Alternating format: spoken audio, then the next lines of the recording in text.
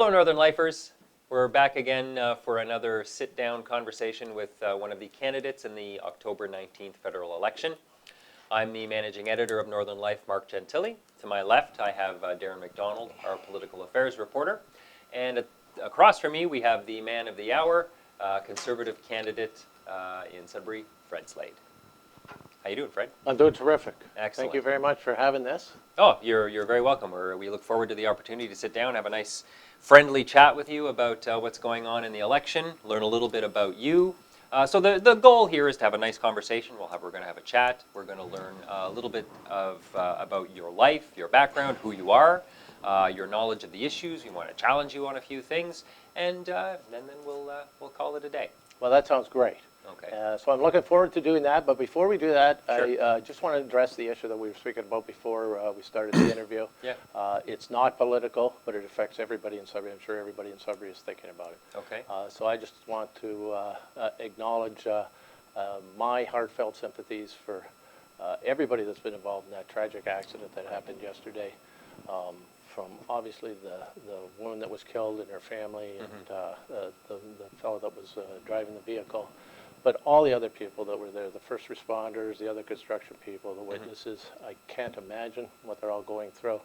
And like probably most Sudburyans, I just want those people to know that they're in my heart and in my prayers. Excellent. I'm sure we echo that sentiment exactly. Great. It is a now real on tragedy. to politics. On to politics. Now, before we start getting into the meat of the politicking, we want to learn a little bit something about who Fred Slade is when he's not knocking on people's doors and asking for their votes. So maybe we can start a little bit about your life. Are you a Sudburian by birth? Are you an... Yeah, I was actually born in the Sudbury General Hospital. Okay. And at the time, my parents were living in Falconbridge. Okay. In fact, I lived most of my youth in Falconbridge. My dad started there, graduated from university. He came from a family of 11 kids, grew up in northern Manitoba during the Depression. Wow. And the only way he got to university was through a scholarship from a mining company. Is that right? Yeah, they lived just south of Flin Flon. My grandfather actually worked on the railroad. He went 10 miles up and 10 miles back every day to make sure that portion of the rail was safe. They lived actually 10 miles from the nearest town on the side of the track in a big house. These 11 kids, my mom, my dad, and I guess there was a bunkhouse for the two helpers that my grandfather had. Okay. And doesn't have anything to do with politics, but you want to hear about me and my background. Yeah, so my grandfather used to carry a rifle and a shotgun every day because this was the Depression and he had 11 kids to feed. So definitely the North is in my blood in many ways, like not just from being born here, but prior to that. They were in northern Manitoba, and when my dad was in high school, there was the opportunity to apply for scholarships for university, both through the provincial government and through the Hudson Bay Mining and Smelting Company. It's not unlike the Inco and Falconbridge scholarships that we have here in the city. And that's the way a lot to people were able to further their education. So he was able to go to McGill University. He had to fairly prestigious. He had to take mining. That was a condition of the scholarship. And he worked at Falconbridge. And what did he do? When he first worked, he just worked as a student. Okay. As a student, and he was an engineer, almost like an intern. He was basically, learning about what engineers do in the field. Not unlike a co-op program. I mean, it wasn't a formal co-op program. This was back in the 1950s, but he was learning how to apply that, and it was summer work. And but when he graduated, they told him they didn't have any work for engineers. They couldn't hire him on full time. Okay. He said, "That's okay." He said, "I'll take whatever you got." And his first job, the way I understand it, was peeling ties in the lumber yard. And then he worked underground. He worked in the stopes as a miner, and worked his way up to stope boss, shift boss, general manager, was he a union man? Oh, he was a union member in those days. Yeah. But when he retired, you guys might not know this. Many people in Sudbury do know. He retired in 1984, and at that point in time, he was in charge of all the Sudbury operations for Right. Falconbridge, Yeah. and I think second vice president, some formal title. Anyways, he Was he he was sort of, back and forth between Toronto and Sudbury on a regular basis. he sounds Yeah. like he's kind of a pull yourself up by your bootstraps kind of guy. Is that, Well, yeah, I guess so. I mean, yeah, one of the things that's made him so well liked. There's a lot of people in the city. When I knock on the doors, people say, I "Are knew you your related to dad." Gord?" And I say, "Yeah, he's my younger brother." But they ask about that because so many people have met him, and that's because of the fact that he did work his way up through the mines. So Yeah. when he was a manager, he was well liked. He was well liked by the union people because He'd done the job. he'd been on the job. He knew them. He knew their families, and that helped a lot. And he's a consummate networker, just like I am. He's out Yeah. there today. He's probably, what's today? Today is Thursday. First, yeah. Yeah, I think he's dancing at one of the Legions today because Oh, I think of it's Tuesday and Thursday every week that he goes dancing. And Oh, he must be in pretty good shape. Nice. then. he's not bad for 87. He's doing great. Or 86, sorry. My mom's 87. They're both still alive. And Okay. so, anyways, back to the original question. We grew up in Falconbridge, small town. Yeah. It was actually a company town at the time, and everybody knew everybody, and so everybody worked together to do things. Whether it was me with my first job sweeping streets in the city, with all the other kids, or whether it was my dad helping out when they built the church in town. It was a real community, and of course we were far away from everybody else. Yeah, I mean, yeah. it was a big adventure to hitchhike all the way into Garson, so let alone Sudbury, So yeah, so there was a real close community, not unlike the neighborhoods that are here today in Sudbury, Yeah. right? All the different areas of the city. For sure. So that's sort of my early background. When I went away to university, I studied accounting, went to the University of Waterloo, came back. I actually came back every 4 months because I was on a formal co-op program. So I could, Sorry, I don't mean to interrupt Yep. you, but do you remember, did you intend on coming back to Sudbury when you left? So many young people leave the north and never return, so. yeah, I think it wasn't as big an issue back in those days because when I graduated, a lot of my friends didn't go on to post-secondary education. They went, you didn't need a degree to work in the mines, and a lot of them Yeah. went and worked in the mines. Some of them went and worked at other jobs that they could start with just their high school diploma, whether they were government jobs or, I'm thinking of the hydro and stuff like that. So we didn't have the same issue in my time, anyways, when I graduated. There's Why been a did you lot come- of turmoil since then. Why Yeah. did you come back to Well, to I the city? never really left. I went to Waterloo. I was in a formal co-op program, and every work term I came back and worked in Sudbury. I actually had to get a job. I had to guarantee my job to get into the co-op program because I applied late. Right. I was only 17 years old when I graduated from high school. I skipped a grade. I was born late, or born in December, so I was sort of 2 years younger than everybody in my class. And when I went to university, I was young, but I only made the decision to go to Waterloo late that summer. So they said, "We'll take you in the program if you get your own job." Okay. So here I am at 17 years old, going into an interview for a job at an accounting firm. And if there's anybody out there that knows Ned Brunton, that was a pretty intimidating thing. He's passed away many, many years ago, but he was a wonderful man, but he was sort of larger than life with a big, loud voice and a big red face. And I don't remember it today, obviously, right? So every 4 months I came back to Sudbury Right. to work at Browning Day and Partners Sure. at the time. And then when I graduated from university, I actually took 3 months off to see the country. Yeah? We drove all the way out to the West Coast, all the way to, I don't think we made it to Tofino, but we did make it to Vancouver Island in a 1963 Chevy van.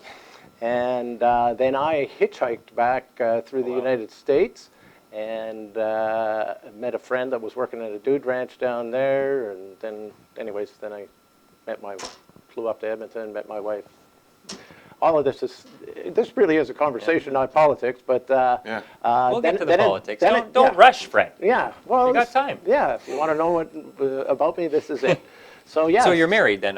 Yeah, so she wasn't my wife then, but she Okay. was visiting her sister up in Edmonton. I Yeah. flew up there. We went through the Rockies, had a terrific time. Okay. And then I came back, and then I started working.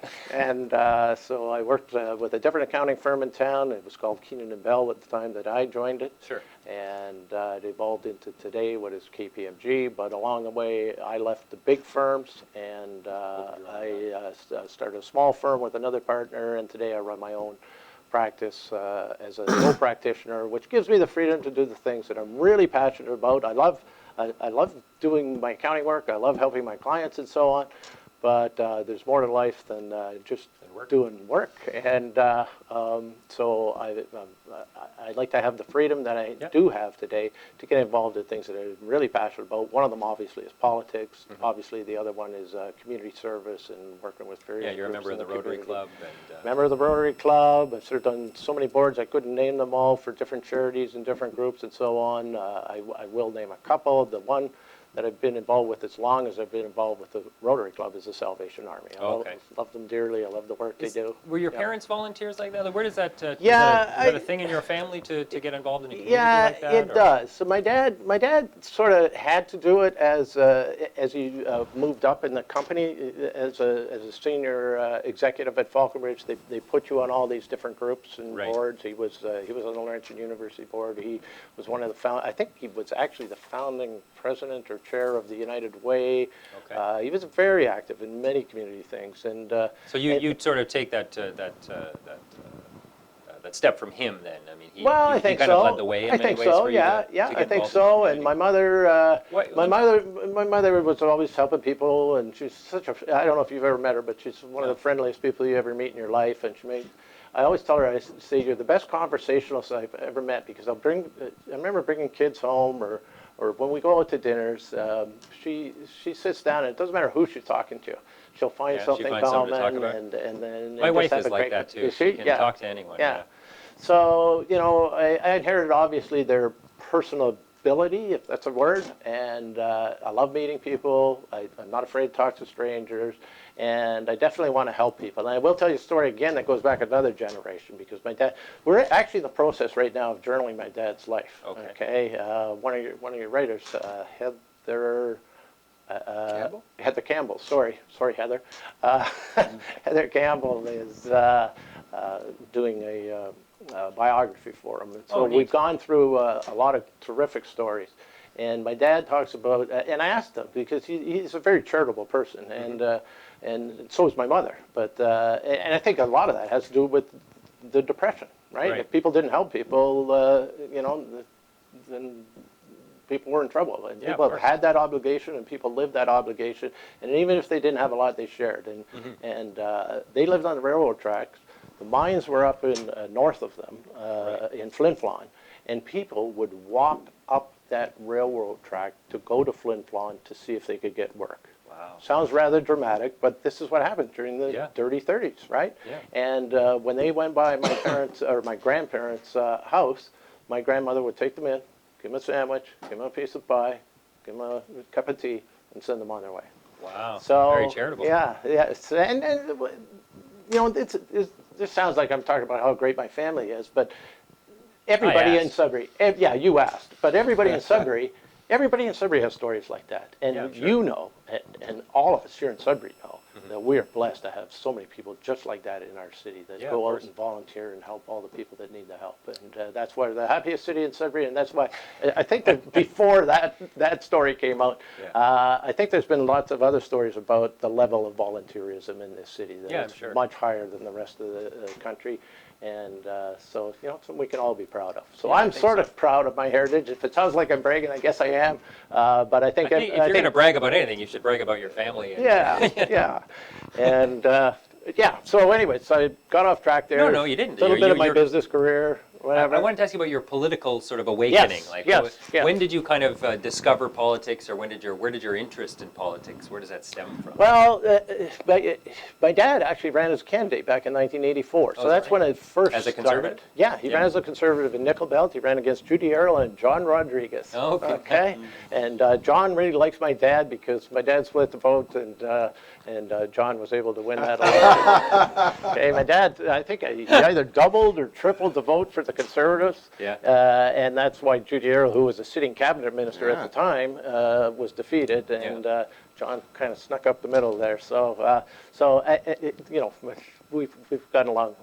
Actually, I get along well with people from all political parties. So, but that, you know, I remember my dad talking about going to the Union Hall that night and congratulating John, and you know, he also said that one of the things that he was proudest about in his political career was the fact that you have to get 100 people to sign your nomination papers when you put your name forward to register as a candidate. And he had, I can't remember the number, it was like 10, 12, something, union people, union stewards that signed his nomination papers because, you know, they thought he was a good guy, right? Wow. Yeah. Now, some kids, you know, your dad, you said, was a conservative. You're a conservative.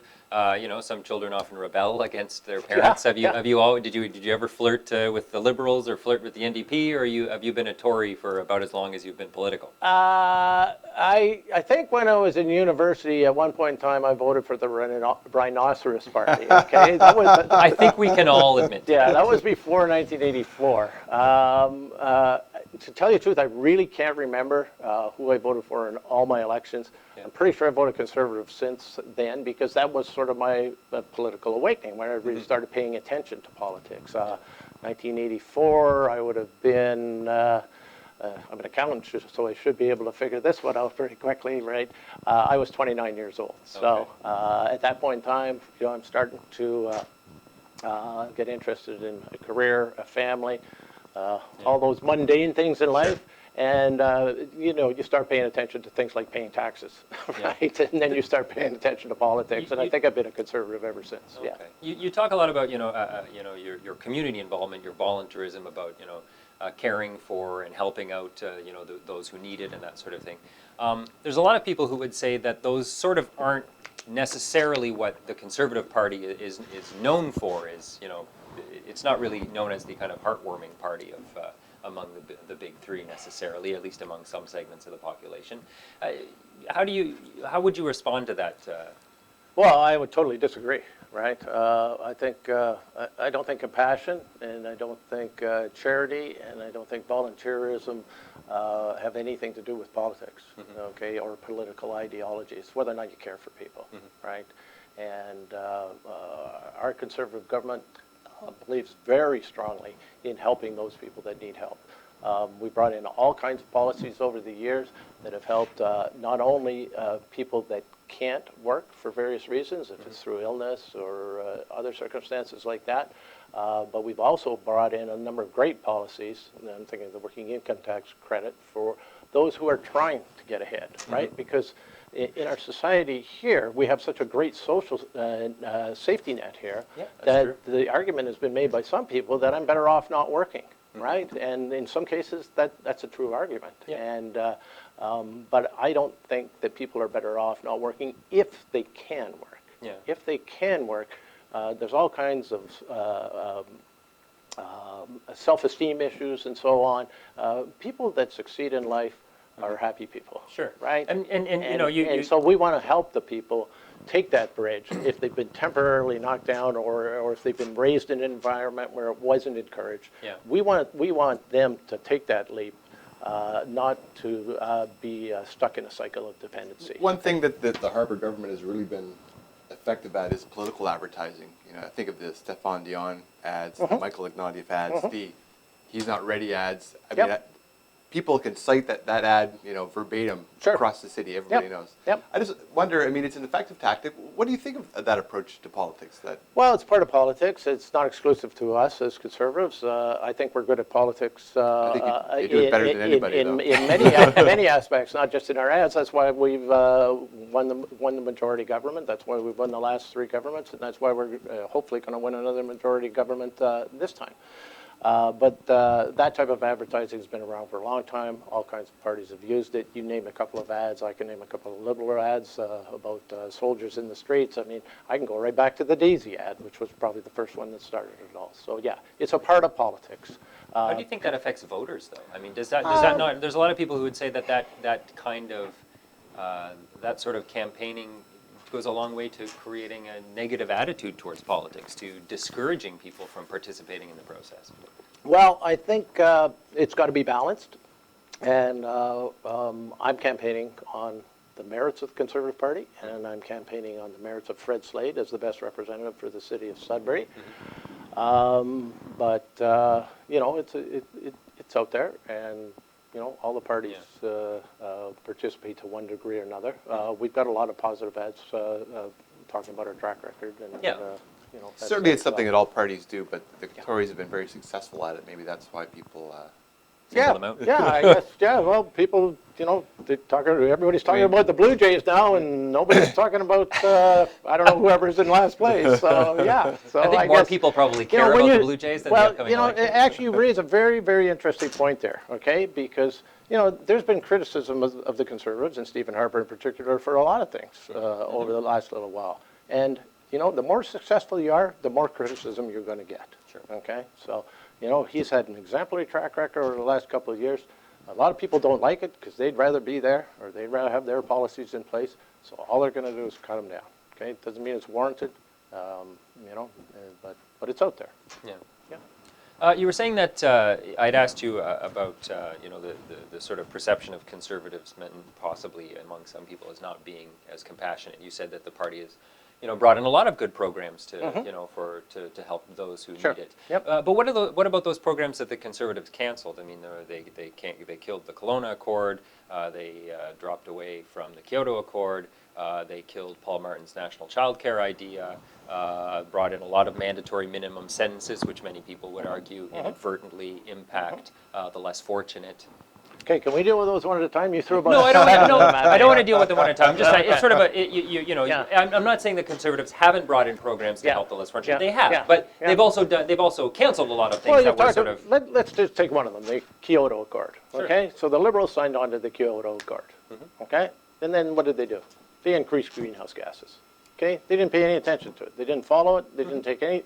Actually, I shouldn't be over the top, okay? Yeah. They were not, I won't say they you're didn't right. take any, but they were very unsuccessful You're right. at meeting anything close to that, okay? And, we've seen that from the Liberal Party before. I mean, they got elected in 1991, okay, on a campaign to eliminate the hated GST. Yeah, that was a okay? stupid promise. Yeah, really stupid promise, and they never kept it, right? Well, they couldn't really. Don't make afford to keep promises you can't keep. That's my number one thing I tell people who ask me, and thankfully, not that many people ask me at the doorsteps, what are you going to do for me? But some of them do, okay? And the ones that do, I say, listen, the only promise I'm going to make to you is that I'm not going to make any promises I can't keep, that I'm not able to keep, and then I'm not willing to keep, okay? And when I see stuff like, that whole, they had 12 years to not only eliminate the GST, Right. they could have reduced it. They didn't, okay? You know why? Because it was good policy, okay? It replaced the manufacturer sales tax. It made us competitive on an international stage, okay? And Our tax system was not very in a good shape. Yeah, and that combined, that was the best thing Michael Wilson did.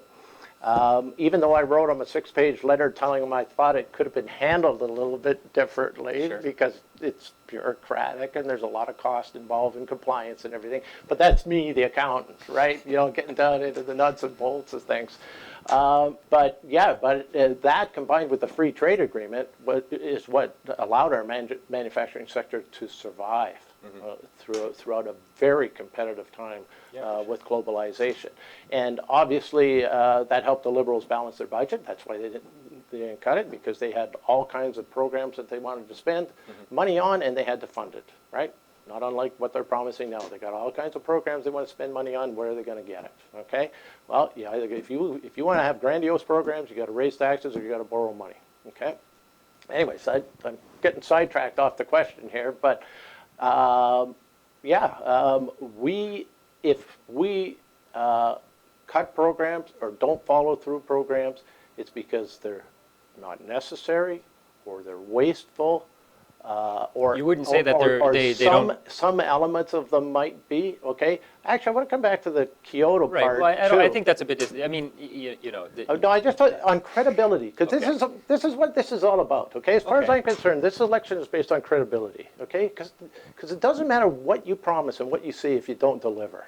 Okay, and the Conservatives have delivered on their campaign promises over the year. And coming back to Kyoto, which we canceled, right, because we didn't think it was realistic, okay? The Conservative government is the only government in Canada, okay, that has reduced greenhouse gas emissions, okay? I don't have those numbers right in front of me, and people laughed when I said that in the debate the other day.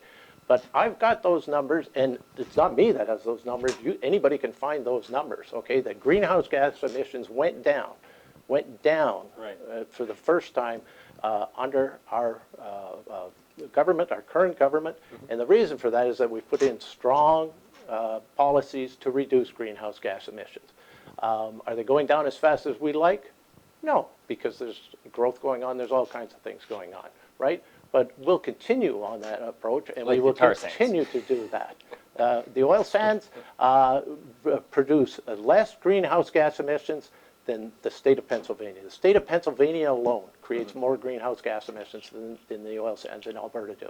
And the state of Pennsylvania doesn't create any jobs for Canada, and it doesn't create any tax revenues for Canada to pay for important social programs that we need. Yeah, that's true. You mentioned the GST, which is the best tax that everybody hates. And I remember when it Well, came in, but if it you're a worked. conservative, you hate all taxes. You hit all taxes, but in terms of a tax that doesn't dampen consumption, that people who have more money, who spend more, pay more taxes. Yep. I mean, it's directly. It was a big thing in free trade, as you mentioned, with Yes. allowing manufacturing.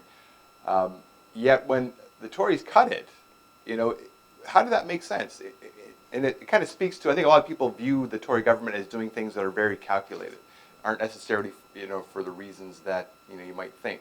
And with the GST, when you cut the GST, I mean that pushed the government into deficit a couple years later. Actually, I'm going to challenge you on that. Yeah, okay? okay. That GST cut did not push the government into deficit. We cut that GST cut. We cut that GST by firstly 1%, secondly by 2%.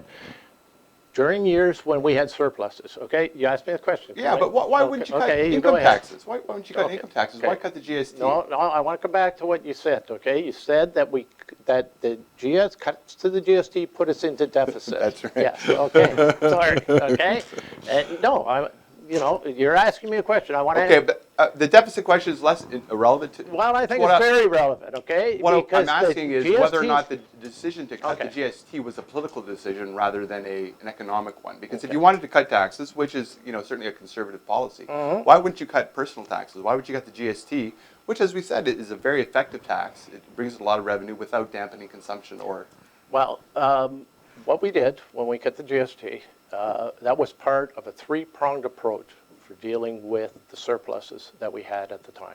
Okay, when we came to government in 2006, the Canadian economy was in a surplus. We were doing very well. I think the annual surpluses were $10 billion in that neighborhood, maybe even more. Okay, and for the first couple of years, we took those surpluses. Did I say deficits? No, you said surplus. The surpluses. We took those surpluses, and we did three things. Okay, we cut taxes.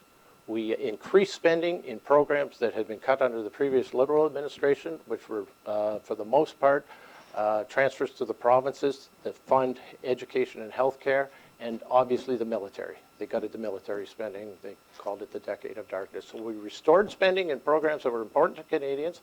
We cut taxes, and at the same time, we took some of that money and we paid down debt. for those 3 years. Okay, the deficit was caused by a worldwide economic collapse.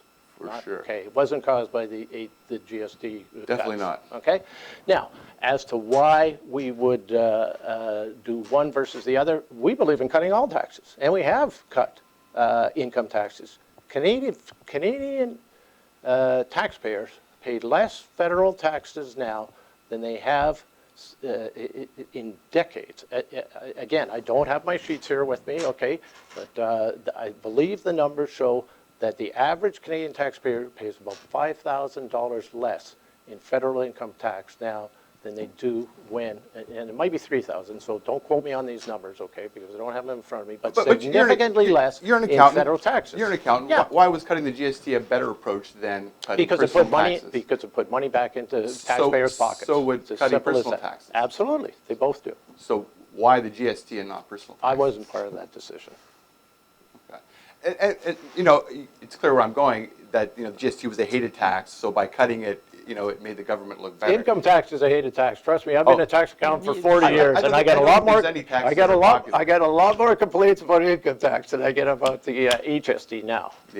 Although I did get complaints when it became the HST, because when the Liberal government brought the HST in, which was a good thing, they included a whole bunch of things that weren't previously taxed, which was a bad thing, and they had the option not to. I want to get a sense of something from you. This election has kind of been, one of the messages of this election has been about change. Yes. You know, I'm wondering from you, from your point of view, if you think that that change message is something that voters, like the general public, is pushing for, or if that is the message that the opposition parties want to make the election about.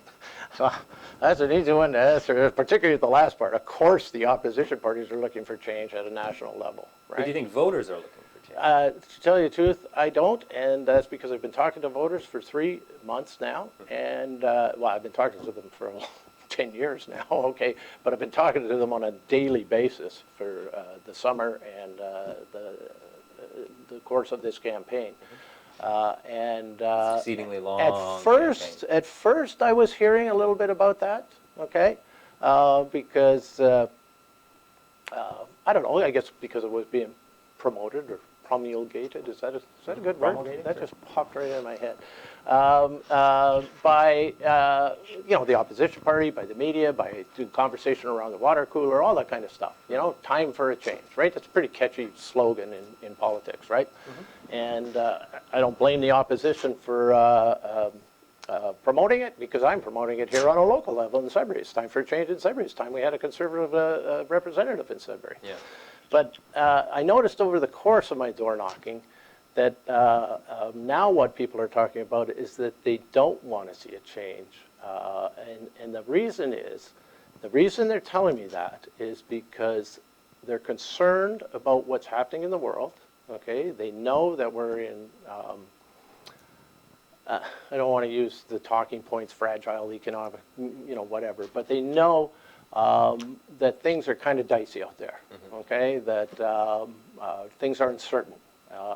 And that's obviously a broad spectrum thing, financially, and the stability with different relations between countries and stuff. We've had Russia getting more involved in the Middle East, all kinds of things.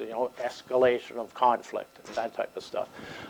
So people know that we've been there before as society, and they know that we can get through that. But they know that it takes strong leadership to get you through something like that. And it takes people with experience. And that's what I'm hearing at the doorsteps now, is that people want the person that's going to be leading our country for the next 4 years to have the experience and the capability of doing that. And they look at Stephen Harper's track record and they say, yeah, well, I don't like the way he did this. And he wasn't that friendly about something else or whatever, and they're saying in the big picture, that's not important. Okay. What's important is that he's got a track record of taking Canada through similar problems in the world. The last 6 years have been pretty tough, Yeah. and has done an exemplary job of that. And I'm not finding anybody saying, geez, I'd rather move here because they've done a better job of dealing with all this worldwide crisis. Now, those worldwide crises are affecting everybody on the planet, and Canada is faring very well. And part of the reason is because we have a strong, stable government that's not doing things in a reckless manner, that has a good plan. Let's stick with that worldwide thing just for a second. Sure. But I want to narrow our focus Yep. to more local Sudbury, issues. Sudbury, But yes. but I wanted to ask you. I wanted to ask you about the situation in the Middle East and about the refugee crisis that's going on. Number one, should Canada be involved militarily in fighting ISIS? Yes, In what way should we be there? in the way we are. We're working with our allies. We have to stop those people. Okay? They need to be stopped. Okay. What about the refugees that are created from the situation? Should we be offering a place, a Yes. safe place for these people? Yes, Canada always has. But we should not just be offering a safe place for them here in Canada. We should be helping to create a safe place for them over there. Yeah, that's true. So But let's talk about our. So that hopefully they can return. Yeah, that goes without saying. No, but- I'm more than happy to talk about bringing them in. But the refugee situation. I mean, that Yep. how many refugees should Canada be taking? Do you think? How, or maybe better question is, how should the process work? I think I'm glad you said that, because it's not a matter of pulling numbers out of the air. Anybody can do that, okay? Anybody can promise to do more than somebody else. I mean, Yes. Justin Trudeau is promising to spend more than we are, right? Thomas Mulcair is not promising it, but we know he's Sure. going to do it. It's the only way you can afford Let's to pay stick to for the all those refugees for promises. how much they're Yeah. spending. So What's coming, the process, coming right? back to that, yeah, the process is important, not setting a number, right? And the process has to be one that makes sure that we in Canada are protected, okay? We want to offer safe haven to people that want to come here, but there has to be a process for it, just like there was throughout our entire history, okay?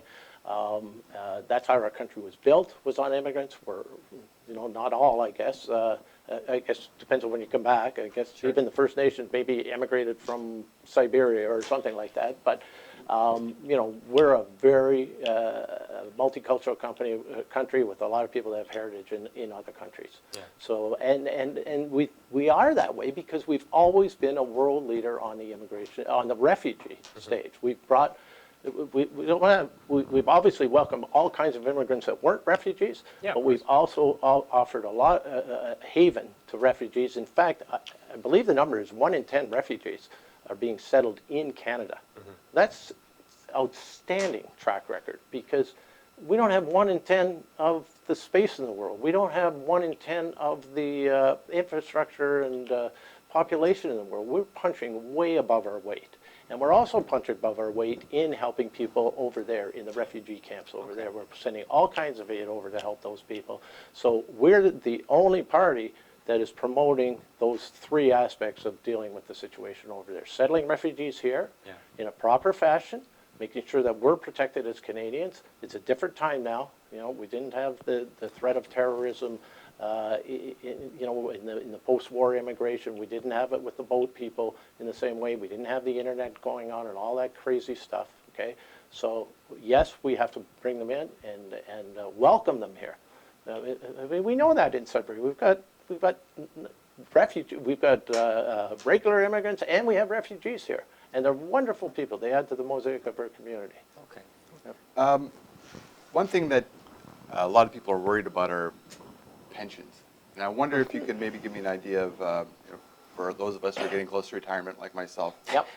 He's closer than I am. How I'm will probably those, closer than both of you, but actually I'm probably not closer. I'm older than both of you, but I don't plan to retire. I'm having way too much fun working. Yeah. how will the Conservatives help seniors retiring who are concerned that they don't have enough money to get by? There's a number of measures that we brought in, and it comes back to something I said before. First of all, we're leaving more money in their pockets, okay, through tax credits and improvements in the tax system, the income tax system that we spoke about earlier. Excuse me. And so actually, every senior in this country now can earn at least $20,000 and not pay any income tax. Okay, some of them can earn more than that and still not pay any, depending on other deductions and so on. But no senior in this country that earns less than $20,000 will pay any federal income tax.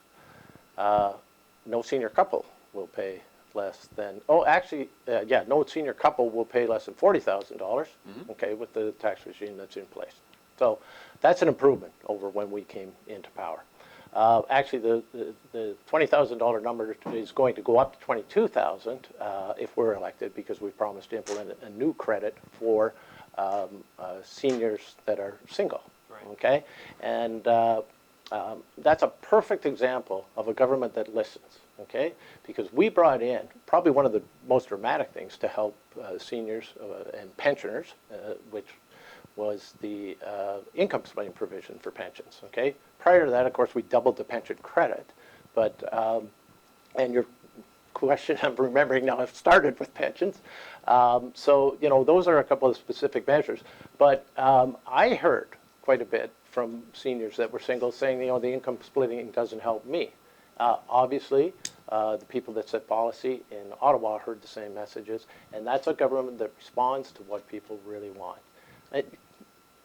Can we stay?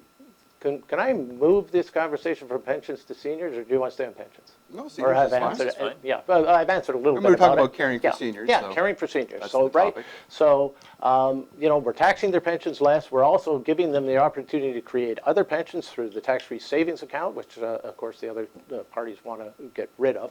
And the seniors are the ones that are benefiting by far the most from that provision, because a lot of seniors, it's not just a matter of how much money you're making, it's a matter of how much money you have, right? And if you're a senior and you move into an apartment or a senior's residence or something like that, and you sell your house, right, and you invest it, okay, you're not earning that. You're not earning the income on the sale of your house. Yeah. Okay, it's not taxed, okay?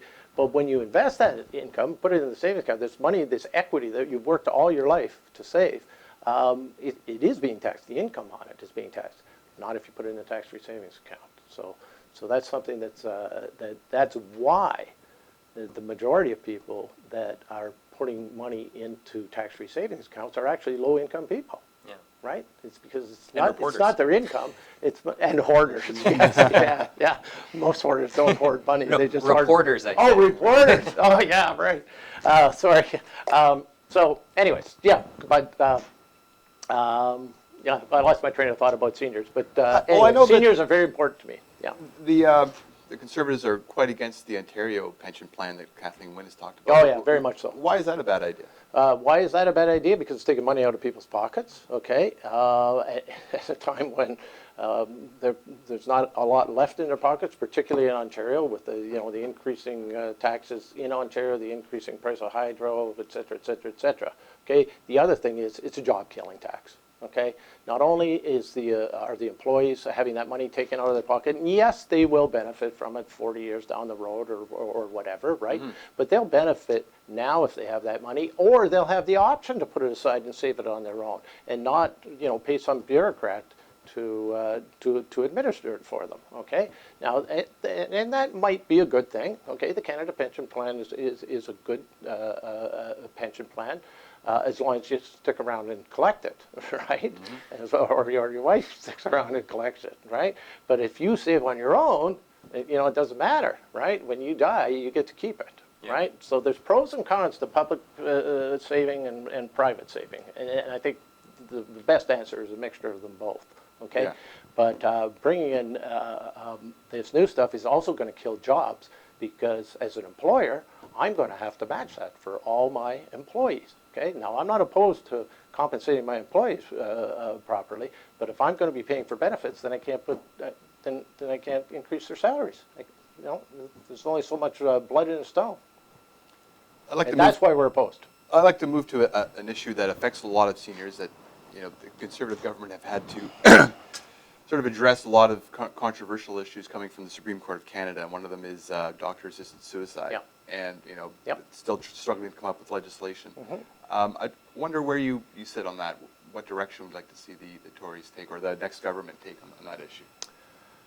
I think It's such a complicated, heart-wrenching issue. It really is, because there are very, very good arguments on both sides of that story. I've heard it said, and I've been a pet owner all my life, and I've heard people say, we put our pets down when they're suffering. I'm allowed to do that. I can't go to jail for doing that, right?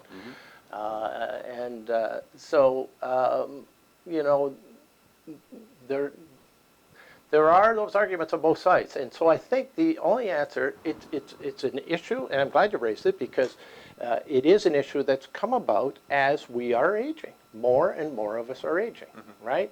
And as well, we're having medical advances that are keeping us alive longer, but they're keeping us alive while we have other problems that don't allow us to enjoy a quality of life. Yeah, so it's an issue that wasn't around or wasn't discussed that much.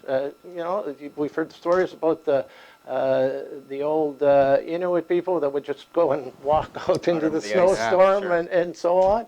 And I've actually had pets do that. I actually had one of my dogs do that out at our camp, right? He just disappeared, right? We had to go and find him. And anyways, so it is an issue that your view of changes as you get older, so because when you're younger, you think, oh well, Yeah. you should never give the state the right to kill you. Yeah. But when you get older and you have family who are going through that and have no quality of life, I don't think you and should are ever just- give anybody the right to kill them, but assisted suicide, yes. Okay, so I don't want to get hung up on terminology either, because it's the real issue is, are you better to end your life willingly and with assistance if you need it, if that's your choice. If you have a clear mind. Yeah, and that, of course, is the whole issue. Where do you draw the lines? Where do you allow it? Where do you not allow it, right? And, I mean, obviously, if you're physically able to, you're going to make that decision for yourself. So I think it's an area that needs a lot of discussion, and I'm glad to see that it's coming up. Okay, I don't have the answers on it, and I can definitely see both. I can agree with arguments that are being made on both sides of it. Okay. Locally, I'm curious what you think the top three sort of big issues are right now that Sudbury as a community is facing, and how the Conservatives might be able to help. Well, I think Sudbury is not unlike the rest of Canada when it comes to the big issues. Okay. The big issues are our economy and the ability to have good, high-paying jobs so that we can enjoy the quality of life that we do get to enjoy up here. It's nice. We have, God's glory all around us with lakes and rivers and streams and places to go and hunt and fish and do all that kind of stuff. But it takes money, right? And so people want the security of having a job, a good-paying job or a good income. Some of the other things that are priorities that I'm hearing at the doorsteps are our healthcare system. Right. Okay. What about the healthcare system? In particular, care of seniors. Okay. The fact that as we're aging, we're putting more demands on the healthcare system, and everybody knows it's going to cost more. And so the real concern is we can't just pull rabbits over our head. We can't just go and spend money we don't have. So we have to make sure that that things are being managed as efficiently and effectively as possible, right? It's not a matter of just throwing money at the problem. That's not necessarily going to work. Sure. It's going to help, but only if that money is managed efficiently, and then only if we're doing things that are helping. I'm really pleased to see the local hospital with their this patient advisory board that they've brought in. Mm-hmm. I think that's the answer. You've got to talk to people that are the ones that are affected, the ones that are experiencing the problems. It's that classic story of the Queen's Park solutions to Northern Ontario problems, right? You got to talk to the people that live there. You got to talk to the people that are experiencing the things to get the answers, to get the solutions that are going to work. Right. And so I'm pleased to see that in our healthcare system. Like to see more of that type of stuff. And of course, being an accountant, of course, I'd like to see targets and efficiencies and all that kind of stuff. So that's two. I asked for three. So that's you got two. Another? Yeah. The other one is infrastructure. Okay. Right. Okay. And we hear a lot of that. And of course, we have a huge infrastructure deficit. We and many other places in the province, in the country, do have that problem, right? And that's because we've been around for a couple hundred years. Our infrastructure has been around for a long time. So we need to repair it.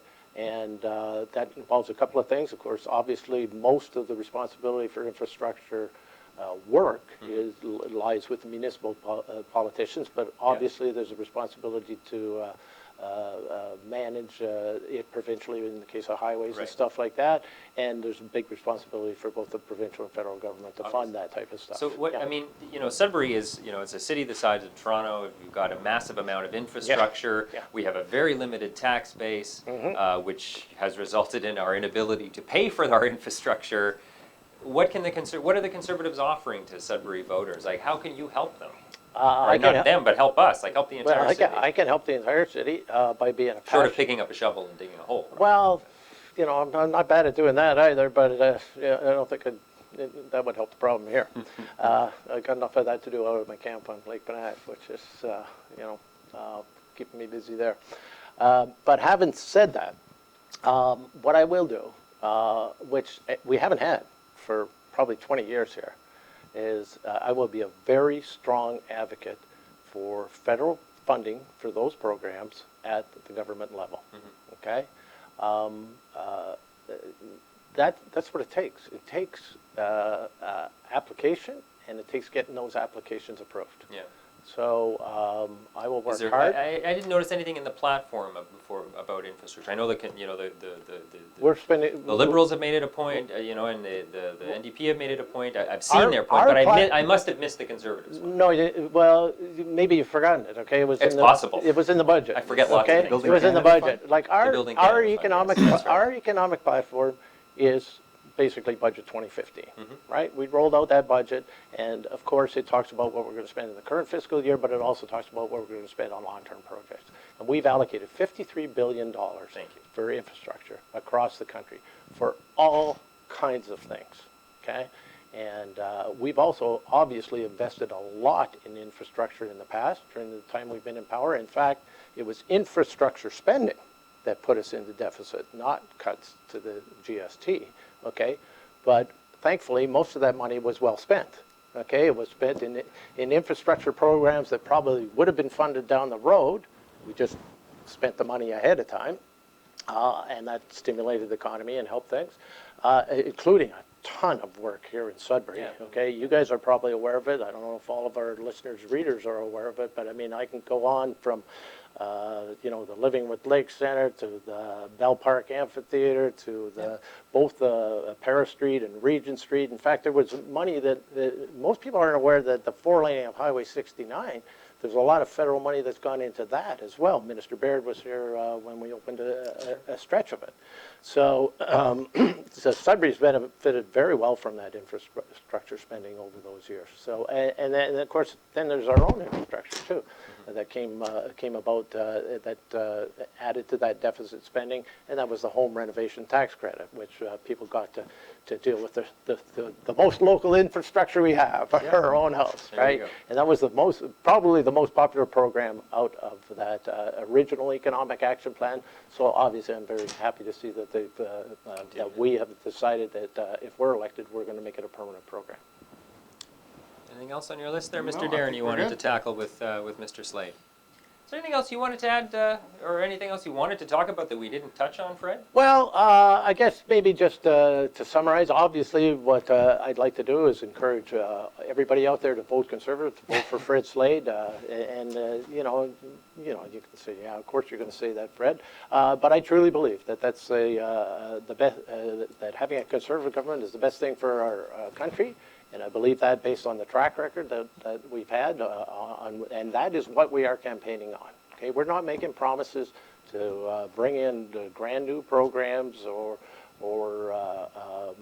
ideas that we're not sure about, that are going to cost a lot of money, that are going to cause us to go into deficit, or that are going to cause us to raise taxes. We're campaigning on a low tax, debt-free, balanced budget program going forward, that's going to address the needs and the wants of the programs that we have.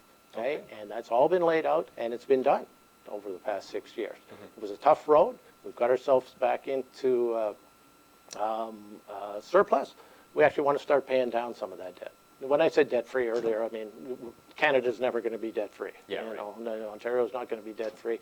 I'm hoping I'm going to be debt-free pretty soon, and but I've had to work really hard for that, right? And I think Canadians can appreciate that. But on whole, we've got a great country to live in, and I wouldn't want to live anywhere else. And so I want to see it run that way. And the Conservative government is the one that's running it that way. On the local level here, the people running against me are all great people. Okay, most of them I call friends. We don't get together for dinners, but I've had lunch with a few of them, and well, we do. I guess we do get together for dinners at community functions that we all support Sure. and things like that, right? But I've got the experience, right? I have the track record. Okay, I'm not making promises. Okay, except for that one promise that I won't make a promise that I can't keep or won't fulfill. Right. But the one promise I have no problem making is that I'll be an honest, hardworking candidate for you and for all of Sudbury every day. Excellent. Thanks for talking to us today, Fred. Okay, great. Cheers. It's been a pleasure.